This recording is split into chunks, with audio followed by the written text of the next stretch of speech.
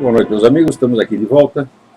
Como sempre, começamos invocando a Santíssima Virgem Maria, o Santo Padre Pio de Pietrelcina, para que rogue a Deus que nenhuma injustiça se cometa neste programa. E antes de tudo, avisar vocês, e sobretudo que são alunos do curso online de filosofia, que nos próximos dias a professora Margarita Noyes começará a leitura de um novo livro, que dessa vez fui eu que selecionei, que é uma antologia de filósofos escoceses, Scottish Philosophers, com textos muitíssimo interessantes de Thomas Reid, Francis Hutcheson e outros filósofos entre o século XVIII e XIX.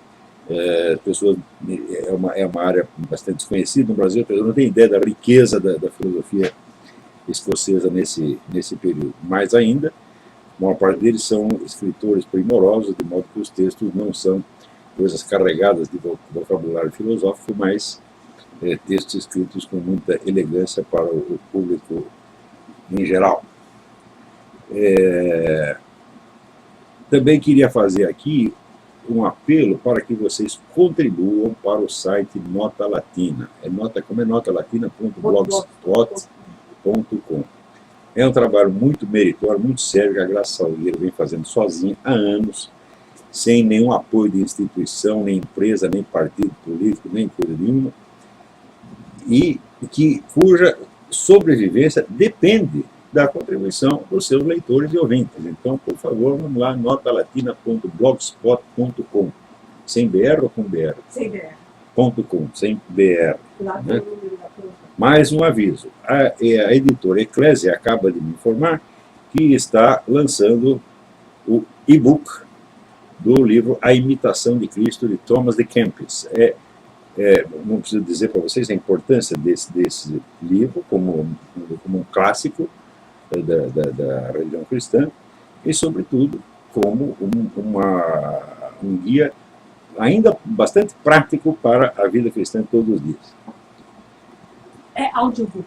Audiobook, perdão, não é e-book, audiobook. Audiobook melhor não precisa ler, é só escutar. Porque esse negócio de todo mundo fala, não, precisa ensinar as crianças a gostar de ler, gostar de ler. Eu fiz questão de gostar de ler, eu nunca teria aprendido nada. Eu vou confessar a vocês, eu detesto ler. Eu só leio porque não tem ninguém que leu para me contar. Se me contar, né? Aliás, o meu interesse por filosofia foi despertado por um amigo meu, quando a gente era adolescente, que tinha lido o livro O que é isto, a Metafísica, de Martin Heidegger. Ele me contou o livro, ele foi assim, tintim por tintim, ele tinha tudo na cabeça. Eu fiquei fascinado. Talvez se eu fosse ler direto o livro, não teria me interessado tanto. Né? Só que, infelizmente, para cada livro que me interessava, eu teria que encontrar uma pessoa que eu tivesse lido e contasse para mim, eu não encontro, então tenho que ler o mesmo. Então, gostar de ler é vício, tá certo? Você tem que gostar de conhecer, gostar do conhecimento.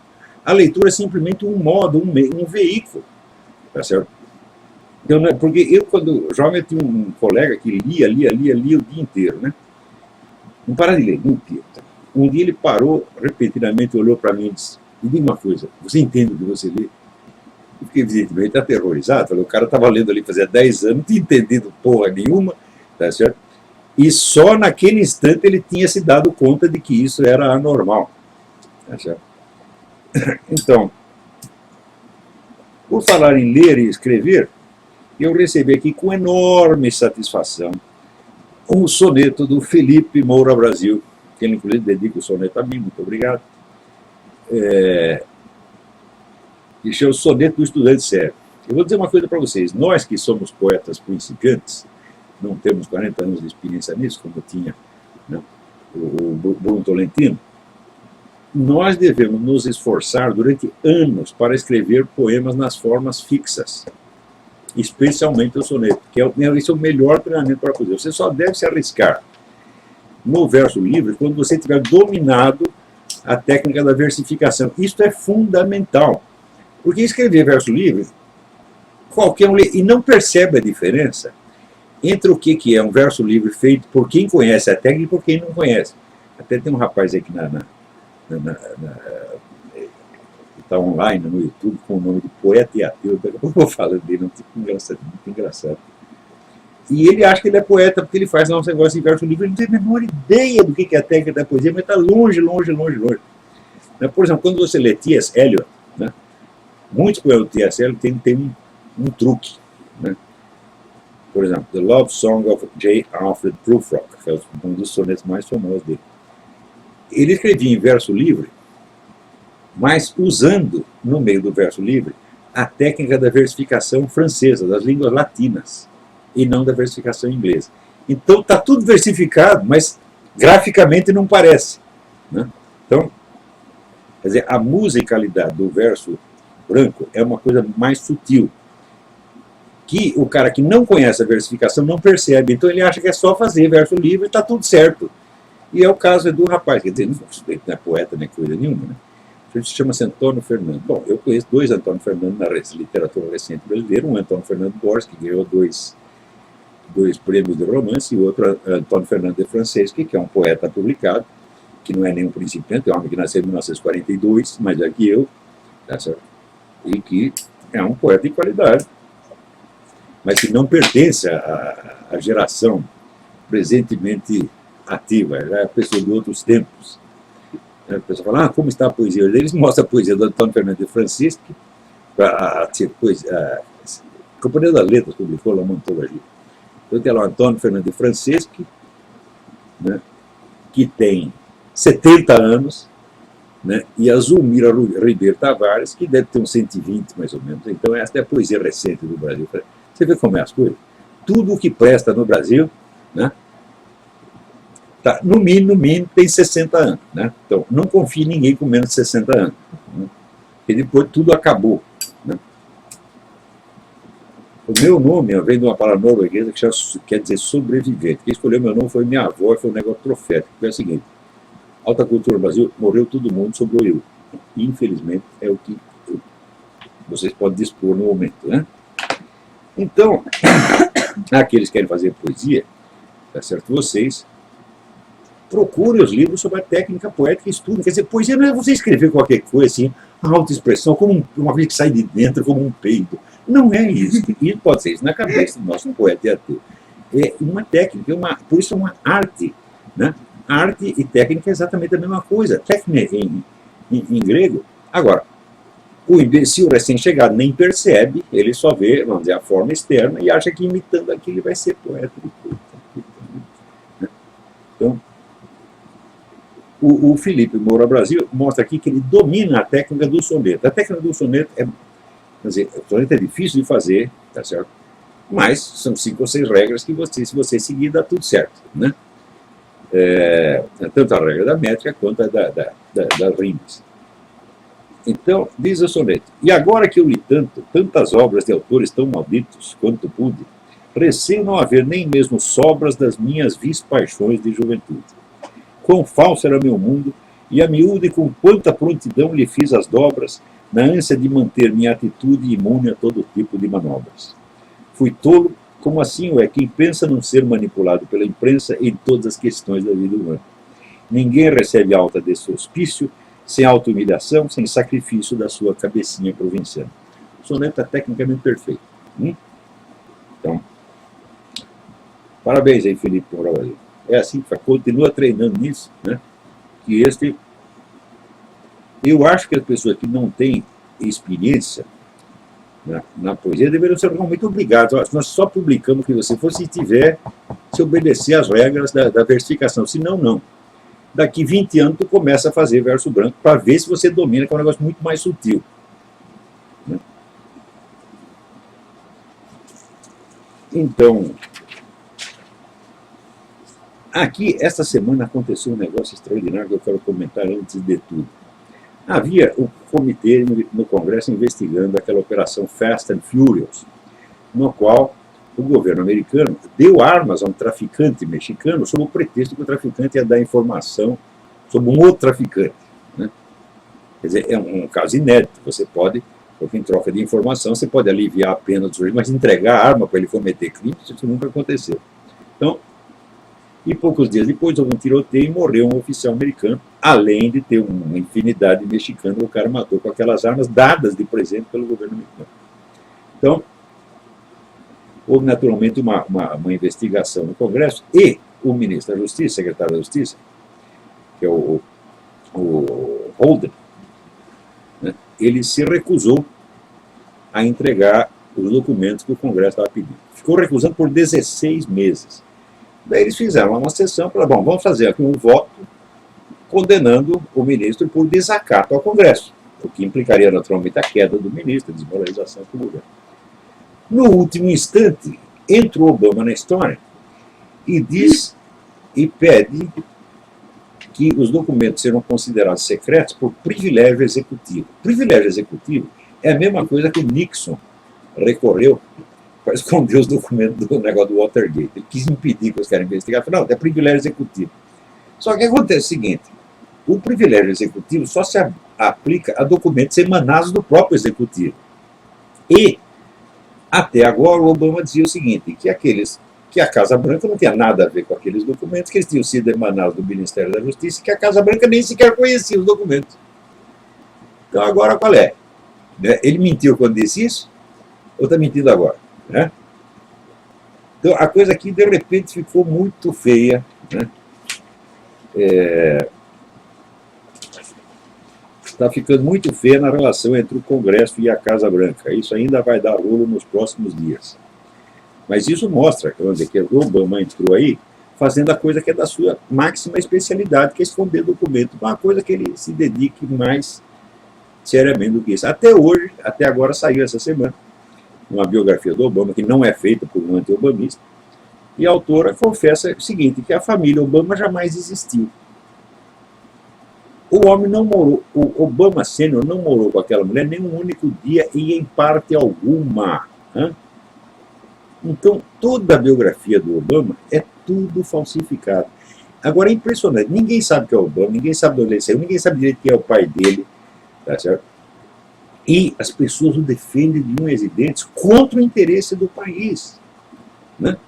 Quer dizer, é um negócio impressionante. Quer dizer, o que aconteceu para que, vamos dizer, esta adesão idolátrica, louca, absolutamente psicótica, né, a um total desconhecido? Quer dizer, o que fez desse total desconhecido um ídolo intocável? Que, vamos dizer, é que nem aquela regra dos filósofos romanos loucos, pereat mundus fiat filosofia. Né? Quer dizer, o que vale é a filosofia e foda-se o mundo. A minha filosofia está certa, se o mundo é o contrário, dane-se o mundo. Tá entendendo? Se a minha filosofia diz que é assim, o mundo diz que é o contrário, dane-se. Né? O mundo funciona ao contrário, então errado está o mundo. Então é assim, pouco importa que os Estados Unidos vá para o buraco, tá certo? Que seja bombardeado, destruído, desde que se preserve o Obama. As pessoas pensam realmente assim. Então, como você pode adorar tanto uma pessoa que você não sabe quem é? Né? E que mente para você o tempo todo? Quer dizer, isso realmente não é uma coisa normal. Isso não aconteceria sem uma longa revolução cultural. E a revolução cultural não acontece sem, vamos dizer, a penetração do inimigo em todos os órgãos de mídia, no governo, no serviço secreto, etc, etc. Que é uma coisa que só aos poucos está começando a aparecer. Não é isso? Já contei para vocês a história do James Jesus Engel, que era um investigador da CIA, um dos principais investigadores, que foi considerado louco por dizer que tinha agentes da KGB na CIA e no FBI. Fizeram até filmes sobre a carreira dele, mostrando o cara como louco. Tá? Só que, passado um tempo, depois da morte do cara, descobriram que os agentes da KGB estavam lá mesmo. Pô. Então, quando o cara diz que tem jacaré embaixo da cama, meu filho, não chama ele de paranoico antes de você dar uma olhada embaixo da cama. Né? Peraí, tem alguém na linha. Alô, quem é? Ninguém. Então, olha aqui que coisa interessante. Quando a gente fala desta influência, né, dos serviços de inteligência estrangeira nos Estados Unidos, não apenas na espionagem. Espionagem 10% do serviço de inteligência faz. O que eles fazem maciçamente, né, são operações de agentes de influência e medidas diretas, intervenções diretas na sociedade inimiga e assim por diante. Então, sobretudo na esfera cultural. Então, os americanos até hoje eles não têm ideia de como eles foram vulneráveis, passivos e bobocas perante a ação da União Soviética, da Rússia atual. Presta atenção, a Rússia atual está agindo aqui, tem muito mais espião russo aqui hoje do que no tempo da Guerra Fria, e sobretudo chinesa. né? Semana passada eu comentei que os chineses vendem peças para as indústrias de equipamento militar daqui, que são peças que podem ser manipuladas e controladas à distância pelo próprio chinês. Agora, o chinês está fazendo uma campanha, o governo chinês está fazendo uma campanha pelo desarmamento da população americana, né? A campanha de propaganda que está espalhando, por tudo quanto é lado, relatórios, estudos científicos, etc., dizendo que a causa da criminalidade aqui é o fato de a população estar armada, quando exatamente esta semana saiu o relatório do FBI mostrando que o número de armas na posse da população aumentou formidavelmente nos últimos 2 anos e a criminalidade caiu. Como acontece, isso já foi verificado em milhares de cidades aqui, onde aumenta o número de armas na mão do povo, a criminalidade diminui, que é a coisa mais óbvia. Mas, falando nisso, você veja, eu estava vendo agora mesmo uma série de documentários do National Geographic, muito interessante, e eles perguntando por que os ataques de animais ferozes a seres humanos têm aumentado formidavelmente nas últimas décadas, sobretudo nos parques nacionais, até nos parques nacionais, né? Então, gente comida por urso, comida por um lobo, né? Atacado por jacaré.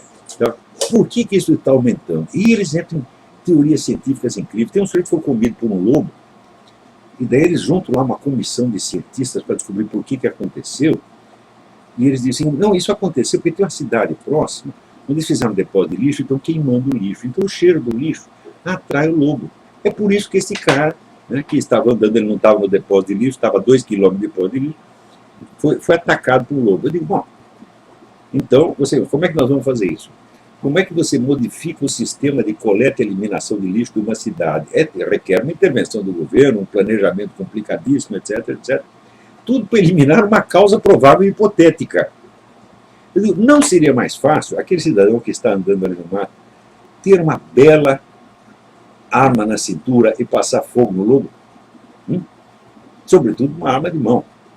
Porque você, uma espingarda, shotgun, né? Às vezes não dá para você manipulá-la quando é um ataque próximo, você põe uma certa distância. Mas hoje em dia existem armas de mão poderosas, tá certo, que você pode usar para caça, né? Aqui tem, por exemplo, o Ruger Red Hawk, é um revólver feito para caça, é um 44 Magnum que estuporam ursos, então um leão, né? Então, acontece que a cultura, a partir dos anos 60, a cultura da nova era, do ecologismo, né, etc., induziu milhões de pessoas a irem para a natureza. Você tem que ter contato com a natureza. Pessoas que nunca saíram da cidade começaram a ir. E nessa mesma cultura vinha o ódio às armas, o desarmamentismo. Então, naturalismo, ecologismo misturado com desarmamentismo induz milhões e milhões e milhões de pessoas de irem para o mato desarmado, porque elas vão se integrar na natureza, não é lindo? Então o cara vai lá, leva a sua mulher, seus filhinhos para ser comido por um puma, por um urso. Por quê? Porque tem aquela ideia da harmonia com a natureza. Como eles não acreditam mais em Deus, então eles começam a projetar qualidades divinas, intencionalidade divina na natureza. Não existe um equilíbrio intrínseco, uma harmonia intrínseca. Tem todo o culto de Gaia, essa coisa toda. É isso que está levando as pessoas a ir para o mato sem armas e ser comidas por ursos, por pumas, por lobos, etc, etc. É a coisa mais óbvia do mundo, né? Você veja, os índios do Xingu, isso quem me contou foi Orlando Vilas Boas, o cara que mais entendia de índio no Brasil. Assim que o irmão dele até entendia mais, mas o irmão já tinha morrido. Então, ele disse, os índios do Xingu, eles nunca vão para o mato, só o índio experiente e armado. E se for um principiante, ele tem que ir junto com outro experiente que vai ensinar para ele. O índio comum, sobretudo mulher e criança, nunca vai para o mato. Quer dizer, essa história de que o índio está bem integrado na natureza. O índio está bem integrado, coisa nenhuma, ele está lá com o cu na mão, pô. Ele fica só na taba. E só quem sai é o profissional armado. Agora, aqui nas cidades, né, a pessoal, a classe média ascendente, yuppies, etc., etc., todos com essa ideologia da harmonia natural na cabeça, vão todos lá se integrar na natureza. E acabam sendo integrados mesmo, porque quando o urso come você está mais integrado do que nunca. Você até se transforma, tá certo? Em carne de urso, porra. Quer ser mais integrado que isso? Então, você veja, mas a preferência pelas soluções globais, eu digo, bom, se o cara vai para o mato, leva o primeiro, não vai sozinho, né? Porque se um é atacado, o outro precisa defender, outra coisa mais. Índio sabe disso. O índio não vai sozinho. Vai 2 ou 3 e armado. Né? Mas o cara da cidade, né, intoxicado dessas ideias da cultura New Age, etc., etc., e da integração ateística na natureza, porque se não existe Deus, então a natureza passa a ser Deus, a terra é Deus, o ser humano é Deus, a piroca é Deus, a buceta é Deus, etc., etc., né? É aquele negócio que dizia o Chesterton, quando o homem para de acreditar em Deus, não é que ele não acredita em nada, ele acredita em tudo. Né? Até tem um rapaz, ele acredita que ele é poeta. Quer dizer que, né, o médico mandou no contrariar. Então, as pessoas imbuídas dessa coisa vão para o mato, desarmar para se integrar na natureza e olha o que acontece. Mas daí os cientistas que são consultados ali pelo National Geographic, eles só pensam assim, em soluções globais que implicam intervenção de governo. Mas são soluções gerais cuja eficiência é meramente probabilística. Quer dizer, se você parar de queimar lixo lá, é possível que o lobo não vá lá para comer o lixo, mas o urso ou o lobo pode ir por outra razão qualquer. Não há planejamento que possa tampar todas as possibilidades. Então, por que pensar tudo em termos de planejamento estatal, em vez de instruir as pessoas, não vão para o mato desarmado e não vão sozinhas. Puta vida, hein? Então, praticamente todas as vítimas ou estavam sozinhas, ou estava assim, marido, mulher e criancinha. Onde tinha 5 homens armados, bicho, urso nenhum foi lá tirar farinha, tá entendendo? E quando foi, morreu. Mesmo quando estava, mas tem um cara sozinho, um negócio admirável, um velhinho de 68 anos, foi atacado por um urso, matou o urso com canivete, porra, cortou o pescoço do urso, e ele saiu todo ferrado, sangrando, né, capengando, caminhou 15 quilômetros até chegar no acampamento onde estava o amigo dele. E eles botaram no barco, ainda levaram para o hospital, o cara sobreviveu, ainda deu entrevista e a pele do urso está lá na parede. Tá certo? Então, mas era um caçador experiente. Né? E ele foi pego desprevenido porque ele estava esfolando um veado que ele tinha acabado de matar. Então, ele estava sem a arma na mão naquele momento, porque já é cagado. Então, um caçador experiente, tu tem que saber que tu não pode ficar sozinho. Se está lá esfolando o viado, tem que estar o outro com uma baita espingarda na mão, olhando para ver se vem alguma coisa. Mas é a coisa mais óbvia, qualquer índio sabe disso, porra. Né? Então, agora está aqui a China fazendo campanha pelo desarmamento dos Estados Unidos. Não é um negócio fantástico? Né? Agora, eu vou ler um negócio para vocês aqui. É um artigo que eu mandei para o Diário do Comércio, e que tem até um esboço de continuação aqui, que eu vou dar uma ideia para vocês. O artigo chama-se Debate e Preconceito. É ilusório esperar que a racionalidade científica prevaleça num confronto que envolve muitos interesses e paixões. Mas não é demais desejar que algumas pessoas capacitadas acompanhem e julguem o debate desde um ponto de vista menos enviesado e mais compatível com o estado atual do conhecimento. Parênteses, quando eu falo estado atual, não estou querendo dizer a última morte, estou querendo dizer a acumulação. Então, por exemplo, tem pessoas, né, que acham assim, não, esse negócio de religião é uma bobeira, etc. Eles esquecem, vão dizer que a toda a religião, não só a católica, tem milênios de experiência de observação da alma humana e tem conhecimentos absolutamente indispensáveis, que inclusive estão na base da psicologia moderna. Então, se o cara não sabe o que estão falando, pô, é? Então, eu gostaria de pegar uma pessoa dessa, olha aqui, já que você sabe tanto, eu vou dar um texto de São Tomás de Aquino para você ler. Vamos ver se você consegue passar da página 2 sem você, tá certo? Ter um acidente vascular cerebral. Né? O número dessas pessoas é com certeza mínimo. O que se observa nas disputas correntes é que cada facção, no empenho de conquistar a adesão do povo inculto e distraído, procura não só simplificar suas ideias e propostas, comprimindo-as nos quantos slogans e chavões que possam ser repetidos até impregnar-se no subconsciente da multidão como imperativos categóricos, porém busca simplificar ainda mais as do partido contrário, reduzindo-as a um esquema caricatural próprio a despertar incompreensão e repugnância. Para os fins práticos da disputa legislativa, É importante que tanto a adesão quanto a repulsa sejam alcançadas da maneira mais rápida possível, contornando discussões aprofundadas que poderiam amortecer as convicções da plateia ou adiar perigosamente a sua tomada de posição. Quer dizer, os caras vão ficar discutindo. Então aquelas certezas vão se dissolvendo, aparece a dificuldade, etc. Então, o cara diz, não é bem assim como eu pensava. Então, você vai criar a discussão aprofundada, não vai criar adesão entusiástica, vai criar a dúvida, não é isso? E um recuo cognitivo, e isso não é conveniente para quem quer a aprovação de certas medidas urgentes.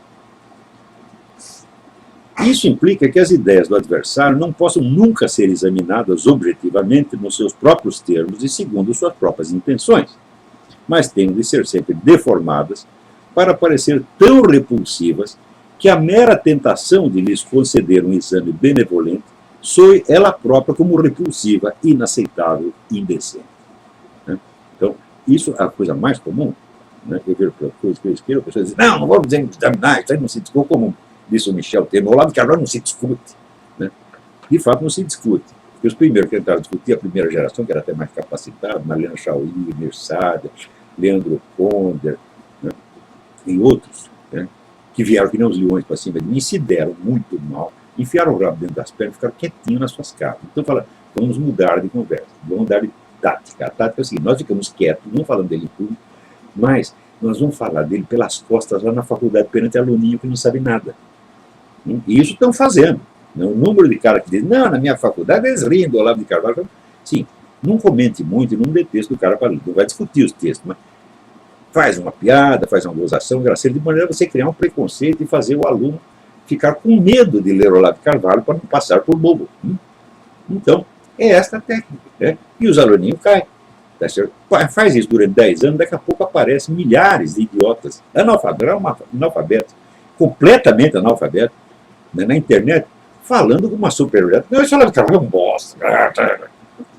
Ótimo. Então, é assim que se faz. Só que o número deles já é tão grande que não dá para eles prestarem atenção um dos outros. Então, cada um só lê o que ele próprio escreve. Então, de certo modo, a coisa se neutraliza. Então, vamos lá. O debate assim conduzido é, portanto, sempre e necessariamente uma confrontação de preconceitos, no sentido mais literal e etimológico do termo. Esse sentido contrasta de maneira chocante com o uso polêmico que no curso do próprio debate se faça desse termo como rótulo infamante. Carimbar as ideias do adversário como preconceitos, dando a entender que não passam de tomadas de posição irracionais e sem fundamento, é, na maior parte dos casos, nada mais que um pretexto para não ter de examinar as razões que os fundamentam, muito menos a possibilidade de haver nascido de boas intenções. Curiosamente, você vê o pessoal da direita conservador sempre examina as ideias da esquerda partindo da premissa de que talvez tenham boas intenções. Agora, o lado contrário nunca faz isso. O que quer coisa que sai da boca da direita é sempre você recusa exame porque você parte do princípio de que aquilo é preconceito e só pode ter más intenções. Foi escrito por interesse financeiro, por desejo de poder, então não merece ser examinado. Então, isso é geração de preconceito. Aquilo que aí se chama debate não é, portanto, nenhuma confrontação de ideias, mas uma mera disputa de impressões positivas e negativas num jogo de cena. É também natural que, justamente por isso, os debatedores procurem abrigar-se sobre a proteção da ciência. Mas nenhuma acumulação de dados estatísticos, nenhuma carga de citações acadêmicas ou mesmo de alegações cientificamente válidas em si mesmas dará qualquer legitimidade científica a um argumento se este não inclui a reprodução fiel e a discussão científica dos argumentos antagônicos. Ciência é, por definição, a confrontação de hipóteses. Ou seja, para o cientista, as hipóteses antagônicas são preciosas, porque justamente confrontando uma com as outras, ele vai encontrar a verdade ali. Se, em vez de serem examinadas extensivamente, as opiniões adversas são escamoteadas, caricaturadas, deformadas ou expulsas in limine da discussão sob um pretexto qualquer, de pouco vale você adornar a sua própria com as mais belas razões científicas do mundo. Não se faz ciência acumulando opiniões convergentes, mas buscando laboriosamente a verdade entre visões divergentes. Então, como se faz um debate no Brasil? Você não discute a ideia do adversário, você afasta, elimina, oferece a sua própria e dá lá 2 ou 3 citações de pesquisas que parecem confirmar aquilo. Eu digo, mas isso é o contrário da ciência, meu filho. Quer dizer, a acumulação de argumentos, de confirmações por autoridade científica não dá nenhum caráter científico algum. Você disse exatamente o contrário. A cientificidade do que você está dizendo depende da objetividade, da profundidade com que você examina as ideias do adversário. Como eu examinei as de Karl Marx, como eu examinei as de Lenin, como examino as da corrente liberal, como examino as do globalista, como examinei as do Alexandre Dugin, etc, etc. Então, é pela atenção que você dá a outra ideia que a sua se torna científica. O teste da dignidade científica de um argumento reside precisamente na objetividade paciente com que ele examina os argumentos adversos. Quem logo de cara os impugna como preconceitos, nada mais faz do que tentar criar contra eles um preconceito, dissuadindo a plateia de examiná-los. Que as pessoas mais inclinadas a usar desse expediente sejam, em geral, justamente aquelas que mais apregoam a diversidade, a tolerância, o respeito às opiniões divergentes, não deve ser necessariamente interpretado como hipocrisia consciente, mas muitas vezes como sintoma de uma deformidade cognitiva bastante grave. Deformidade que, por afetar pessoas influentes e formadoras de opinião, arrisca trazer danos para toda a sociedade. Quando digo deformidade cognitiva, isso não deve ser compreendido no sentido da mera deficiência intelectual moralmente inofensiva. A recusa de examinar as opiniões alheias nos seus próprios termos e segundo suas intenções originárias equivale à recusa de enxergar no adversário um rosto humano, à compulsão de reduzi-lo ao estado de coisa, de obstáculo material a ser removido. Ou seja, por exemplo, esse pessoal aí, você ouve aquela gravação do que o Bolsonaro pôs em circulação, do 9º encontro LGBT para a infância. A maneira como eles se referem aos seus adversários é exatamente assim. Eles não discutem nenhuma ideia do cara, eles já podem dizer que são preconceitos, são... Ué, então, quer dizer, são coisas que não vale a pena ser examinadas. Então, são apenas obstáculos a ser removidos. Essas pessoas têm que ser tiradas do caminho. E é para isso que querem fazer a legislação anti-homofóbica, né? Essa compulsão é de índole propriamente psicopática. Quem tem dado umas entrevistas muito boas sobre a psicopatia é essa psiquiatra Ana Beatriz Barbosa da Silva. Tem várias entrevistas dela no YouTube. Quando legitimada em nome de belos pretextos humanitários, essa conduta torna-se uma força ainda mais desumanizante, pois remove a conduta moral do campo da vida psíquica concreta para o da simples adesão a um grupo político ou programa ideológico. O ser humano deixa então de ser julgado bom ou mal por seus atos e sentimentos pessoais, mas por aderir à facção previamente autodefinida como detentora monopolística das boas intenções, facção dispensada por isso mesmo de conceder ao adversário a dignidade da atenção compreensiva.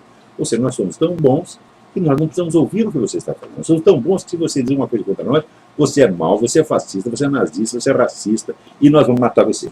Né? A percepção direta das motivações humanas é então substituída por um sistema mecânico de reações estereotípicas altamente previsíveis e controláveis. E quando o programa já se tornou tão disseminado na mídia, no sistema de ensino, no vocabulário corrente, ao ponto de já não precisar apresentar-se explicitamente como tal, mas passa a soar como a voz impessoal e neutra do senso comum, então a desumanização preventiva do adversário torna-se o procedimento usual e dominante nos debates públicos. Não é preciso dizer que esse estado de coisa já vigora no Brasil desde há pelo menos uma década. Estamos em pleno império da manipulação psicopática da opinião pública. Então, vamos dizer, a presença... Eu ainda tenho que pedir desculpas aos meus leitores por um erro muito grave que eu cometi. Durante muitos anos eu usei a expressão sociopata em vez de psicopata. E essa expressão, ela induz em erro, embora fosse essa a minha intenção. A expressão sociopática, ela sugere, né, que a psicopatia, isso é, a ausência de sentimentos humanos, sobretudo a incapacidade de sentir culpa, como, por exemplo, você vê o seu Lula, o seu Zé Dirceu, são evidentemente psicopatas, nunca sendo culpados de nada. Mesmo quando surpreendidos, pegos em flagrante delito, eles ficam impávidos, são impérvios, são impenetráveis ao sentimento de culpa. Né? Então o uso do termo sociopático sugeria, até pelo menos subliminarmente, que a coisa pudesse ter causas sociais, quando hoje você sabe que não tem. As pessoas simplesmente são assim. Né? O psicopata é psicopata porque ele é assim. Não há explicação científica, muito menos explicação sociológica. Então, em todos os meus escritos, publicados desde a Idade da Pedra até hoje, onde está escrito sociopata, leia-se psicopata. Esse é o termo certo. A doutora Ana Beatriz explicou isso e ela está montada na razão. Eu estava usando o termo errado. Então, isso quer dizer que a deformação psicopática do adversário no debate se tornou norma no Brasil. Quando a dona Dilma lança a campanha, né, contra o preconceito e a discriminação, quem disse que a rejeição que você tem de uma conduta humana é um preconceito? Né? Quem disse que aquilo não foi observado, pensado? Pode estar até errado, tá certo? Mas não é um preconceito. Né? Então, o preconceito, meu filho, se expressa, vamos dizer, em slogans e atitudes políticas. Tá certo? E não em imensos tratados de filosofia moral, de teologia moral. Não é possível. Né? Para escrever um tratado de teologia moral, como Santa Força Ligório, tem que pensar muito, aquilo foi tudo conceitualizado, pensado criticamente. Então, daí vem uma vagabunda qualquer, como essa dona Dilma, e chama tudo de preconceito. Né? Preconceito tem você na sua cabeça, que julga as coisas que você não conhece e não tem capacidade de conhecer. Eu desafio a dona Dilma, a senhora acha que a recusa religiosa, a crítica religiosa, a conduta homossexual é preconceito?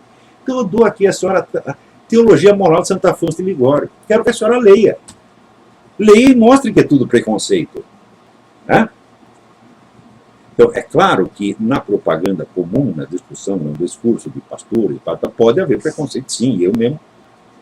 Eu mesmo acho que tem. Já vou até explicar alguns. Se não der para explicar hoje, eu explico outro dia. Mas, em substância, o que as religiões dizem da conduta homossexual não é preconceito de maneira alguma. Você pode até discordar, mas não pode chamar de preconceito. E se você chama de preconceito, você está excluindo aquilo da possibilidade de ser objeto de atenção. Você está dizendo, não presta atenção no que estão falando, que nem Milton Temer, não fala do Olavo de Carvalho. O Olavo de Carvalho está falando só pelas costas, longe dele. Né? Então, é assim. Então, isso é geração de preconceito. Quer dizer, o preconceito precedente é uma obra de engenharia. Eles criam preconceito. E fazem isso acusando o outro de preconceito. Então, tomei até aqui umas notas. Deixa eu ver se eu tenho mais alguma notícia da semana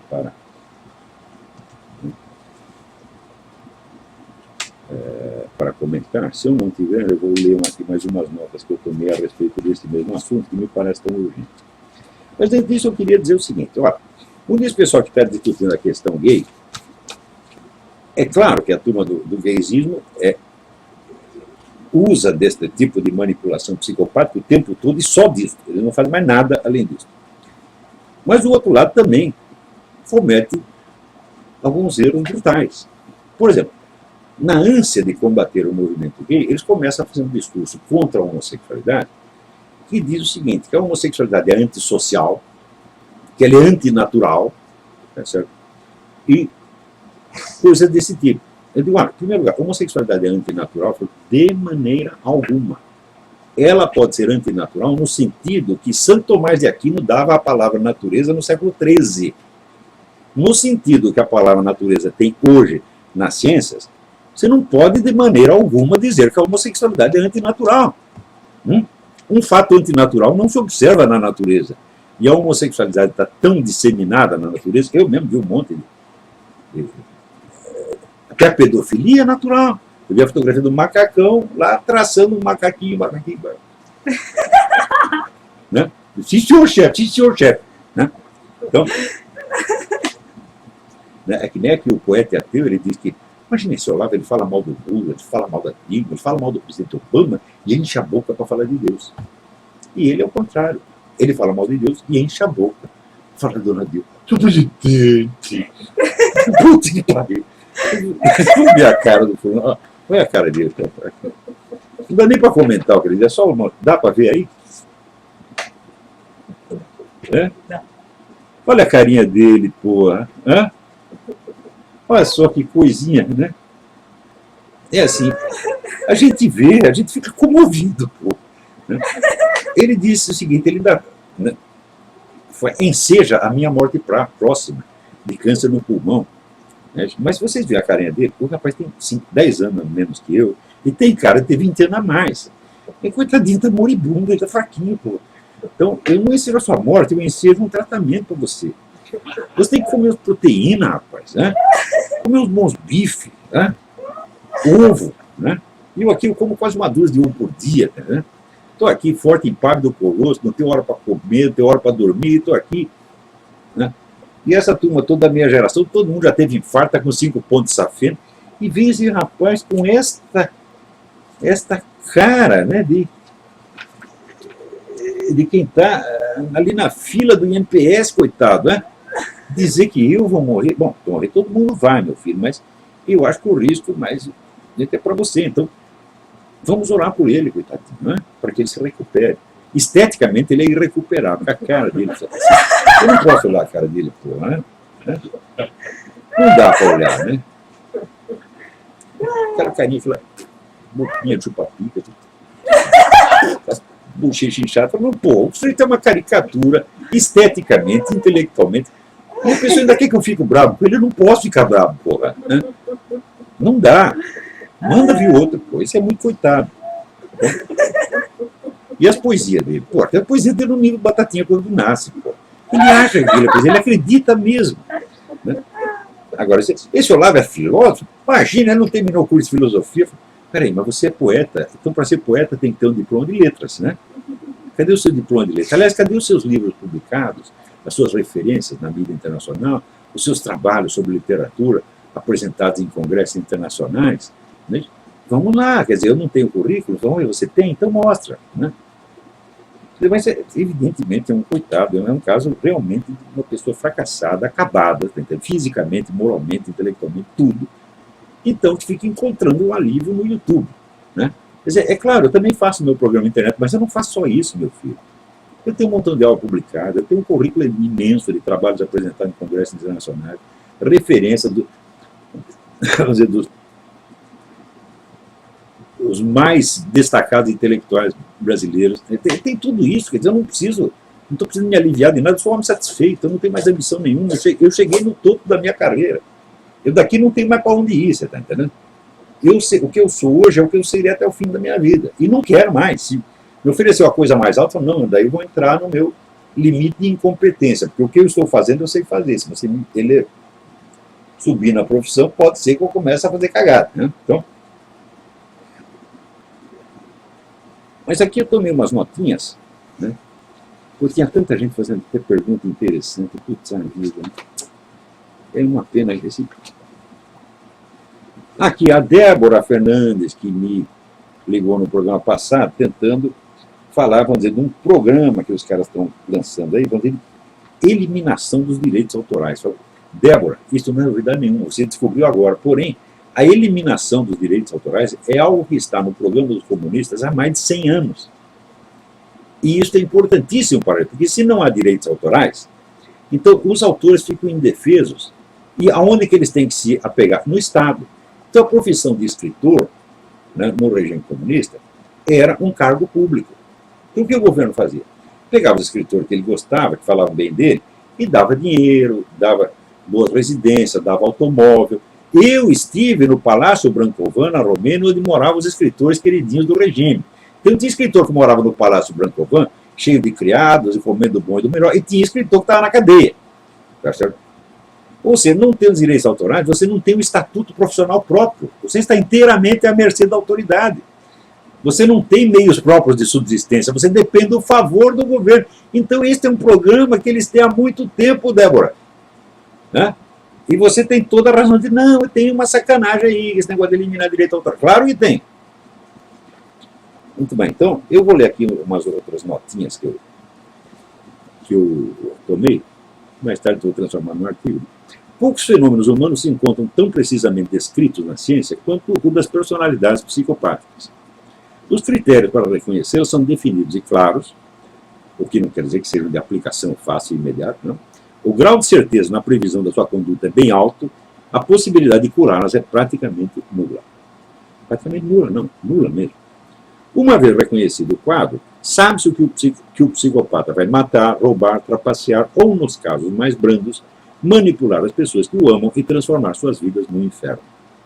Sabe-se também que os casos mais brandos só o são quando considerados individualmente, mas que seu impacto total sobre a sociedade é às vezes ainda mais devastador que o dos psicopatas francamente violentos.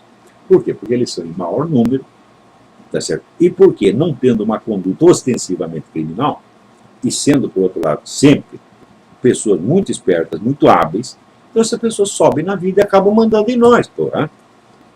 O psicopata brando, por ser um manipulador inato, incapaz de piedade ou sentimento de culpa, tem uma imensa capacidade de despertar ambas essas reações em suas vítimas, reduzindo-as ao estado de compungidas benfeitoras daquele que os engana, explora e atormenta.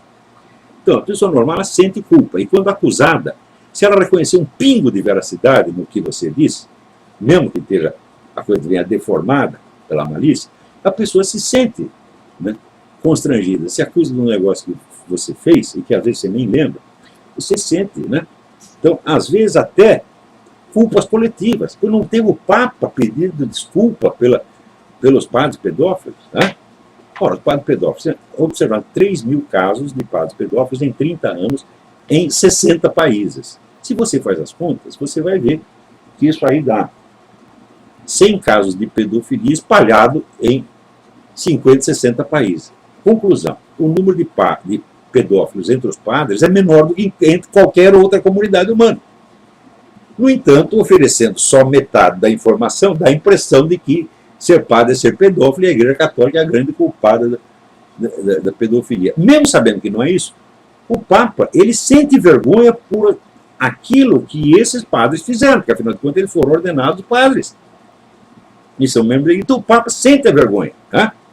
De uma coisa que ele não fez, que ele não tem culpa, que a igreja inteira não tem culpa, e que dentro da igreja acontece em menor escala do que em outros lugares. Agora, comunista, quando você conta a totalidade do malefício que eles fizeram ao mundo, morticínio sem fim, eles não sentem nada, eles se sentem indignados contra você. Não sente vergonha. Né? E pessoas como o seu Lula, né? Pois o Lula não se gabava em público de ter tentado estuprar um companheiro de cela? Não é ele que fazia esses programas anti-homofóbicos, defendia essa legislação anti-homofóbica, quando tem vídeos dele fazendo gozação feia com gay? Né? Então, essa pessoa não sente vergonha. Isso é absolutamente impenetrável. Né? Quando veio o inquérito do Mensalão, o que ele fez? Se gabou, eles não vão me pegar porque vai prescrever. Ele não sente nem um pingo de vergonha. O Zé Dirceu, aquele que casou com a mulher, enganou a mulher, ofereceu, mostrou identidade falsa para a mulher, e de repente, olha, eu não sei se você está pensando, eu sou Zé Dirceu, eu vou para Cuba porque eu amo o Fidel. Né? É claro que é uma pessoa sem sentimento humano. Não tem piedade. Agora, uma outra característica do psicopata, ele tem um amor próprio exagerado. E, portanto, tem autopiedade excessiva. Você já viu o Lula chorar por causa do morticínio anual de 50 mil brasileiros? Não. Mas ele, quando lembra a infância dele de menino pobre, ele chora até agora. Eu fui menino pobre, né? Claro, é um comportamento histeriforme que é característico do psicopata. Quer dizer, não é histeria comum, é histeria psicopática, é de um pouco diferente. Né? Quer dizer, ele não tem o sentimento humano normal, mas ele tem o sentimento provocado, quer dizer, pela distorção imaginária que ele faz da sua própria vida. Quer dizer, que os sofrimentos dele são, por definição, importantes, os dos outros não são. Né? Então, vamos lá. Então, eles têm a capacidade, justamente porque eles não têm o sentimento de compaixão e de culpa, então esse sentimento para eles é apenas um raciocínio, é apenas um elemento intelectual, não afetivo. Então eles têm um domínio disso, e eles sabem como despertar isso nas pessoas. Né? Então eles sabem, por exemplo, captar qual é a coisa que você tem vergonha. Né? Não eu. É difícil pegar nessas coisas, por quê? Em primeiro lugar, porque eu confesso todos os dias as minhas culpas reais para Deus. Se você me vier me acusar de uma coisa que eu não fiz, mesmo que pareça o que eu fiz, eu tenho que tomar no cu na mesma hora. E se é acusado do que eu fiz, eu digo, fiz. Por exemplo, o seu poeta e ateu, ele diz, o senhor Olavo de Carvalho é um bosta. Eu falo, você tem toda a razão. Eu já disse 50 vezes aqui que eu sou um bosta, meu filho. Qual é a novidade? Então, é aquele negócio, sou, mas que não é. Então, agora, se é filho da puta, não, filho da puta eu não sou.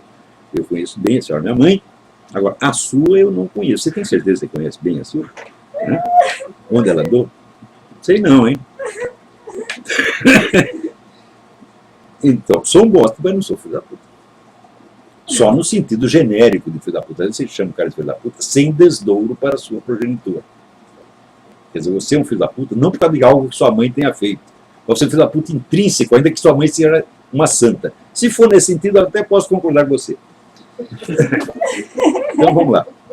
Então, tem, por isso, boas chances de subir no mundo da política ou dos negócios, principalmente nas épocas de crise moral, em que todos os valores se tornam confusos e a capacidade geral de perceber a deformidade psíquica se debilita ao ponto de que começa a parecer normal depositar os destinos da sociedade justamente nas mãos dos psicopatas mais descarados e atrevidos. Então, normalmente o ser humano sabe distinguir quem é bom, quem é mau, quem gosta dele, quem não gosta. Mas numa época de confusão moral, tudo isso se nubla, então você começa, é a reação do cão de Pavlov, quer dizer, quando o número de contradições se acumula quando você ficar confuso, quando Pavlov era isso, ele fazia muita estimulação contraditória, de repente o reflexo dele invertia. Então o que ele faz? Ele começa a lamber a mão do técnico do laboratório, que ele odiava, e começa a atacar o dono que ele amava. Então é tal negócio. Nós votamos muito em pessoas capazes, então agora vamos votar no incompetente para ver se funciona. Então, pessoas que nós conhecíamos não funcionavam, vamos votar no desconhecido total. Então, o sentimento espontâneo de culpa, arraigado no de piedade e empatia para com os sofrimentos alheios, é a condição básica de toda a vida moral e, portanto, da convivência em sociedade. Uma pessoa saudável aceita esse sentimento como premissa geral da sua orientação na existência, tentando articulá-lo com os conhecimentos disponíveis e as regras habituais do seu grupo social. Em condições de pressão extrema, que ultrapassam a capacidade individual de articular as tensões interiores, o sentimento de culpa pode se tornar intolerável e então ser reprimido, numa reação de autodefesa psíquica até desaparecer do horizonte de consciência. E esse é um dos mecanismos muito mais comuns das neuroses. Neurose tem nada a ver com psicopatia. Neuroses que podem ser tratadas mediante a retomada de consciência do conflito e a rearticulação inteligente das tensões.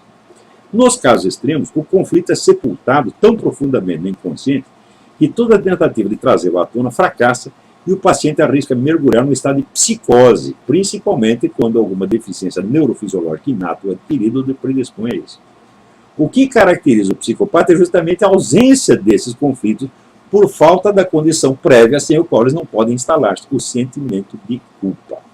Então, o psicopata não fica neurótico, o psicopata não fica psicótico. Ele é imune às crises de consciência. Então, ele nem tem a crise de consciência saudável, onde existe um sofrimento moral. Tá certo? Eu já fiz muita sacanagem, tive um sofrimento moral merecido por causa disso. Tá entendendo? Já contei aqui algumas vezes para vocês. Né?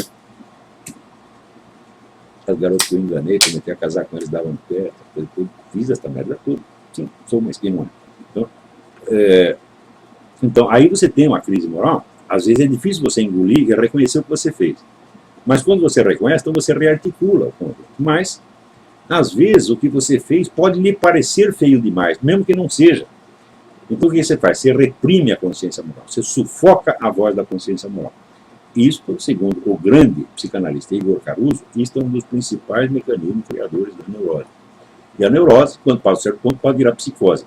Mas o psicopata, meu filho, ele não tem neurose, não tem psicose, por exemplo, porque ele não tem conflito de consciência, porque ele só tem consciência cognitiva. Não tem consciência moral, porque a consciência moral é baseada no sentimento espontâneo de piedade e de culpa.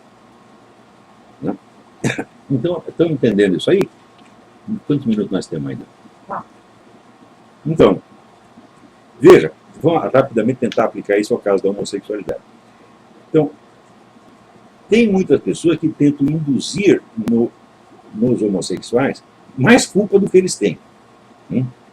Porque a homossexualidade não é antinatural, ela existe espalhada na natureza, antinatural no sentido moderno, não no sentido que São Tomás de Aquino dava a palavra, que a gente pode discutir outro dia. E não é antissocial, é compatível com a organização social. Tá certo? Então, o que a igreja diz não é nem que é antinatural, no sentido moderno, nem que é antissocial. Ela diz que é pecado. Pecado é outra coisa, meu filho.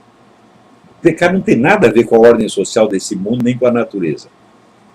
Né? Pecado é uma coisa que você faz que prejudica o seu ingresso na vida eterna. Né? É uma coisa que existe na escala da imortalidade, meu filho, não na escala da sociedade. Né? Portanto, quando o pessoal religioso tenta infundir no homossexual uma vergonha perante a sociedade, ele está agindo muito errado. Né? Se você é homossexual, meu filho, você não tem que baixar a cabeça para ninguém. Você não tem que ficar envergonhado perante a sociedade, perante mim, né? Perante seu vizinho. Não, claro que não. Agora, no seu diálogo interior com Deus, aí sim você tem que se envergonhar. Porque essa é uma imperfeição que você tem. Né? Então, por que é uma imperfeição? A gente pode discutir depois, eu posso demonstrar. Mas não é uma imperfeição pior do que o adultério, pior do que os heterossexuais da infância. Então você não é pior do que nenhum heterossexual. Então não tem que ter vergonha na frente de ninguém. E aquele cara que tenta envergonhar outro impuro por o cara ser homossexual é um bom filho da puta mesmo, tá entendendo? Isso quando não é um psicopata que está tentando manipular o coitado do homossexual para transformá-lo em servidor desses movimentos políticos, essa coisa, como de fato aconteceu. Então tem. Outro dia termina a explicação sobre. Essa é uma questão muito complicada e o debate dessa questão gaysista tem sido feito só na base do preconceito e da criação, geração premeditada de preconceito e prevenções contra pessoas, tanto gays quanto anti-gaysistas, tá certo? Então, eu vou, talvez nas próximas aulas até, eu vou tentar examinar isso da melhor maneira possível. Quanto ao poeta e ateu, rapaz, vai comer um pouco, para de beber e começa a comer, você fica tomando cerveja, cara. Você fica inchado, você é tudo deformado, cara. Então mostra uma coisa dessa, ele está falando mal de mim, fala, pode falar o que quiser, pô. Esse cara tá tão fodido, pô. Né? Então, até a semana que vem, muito obrigado.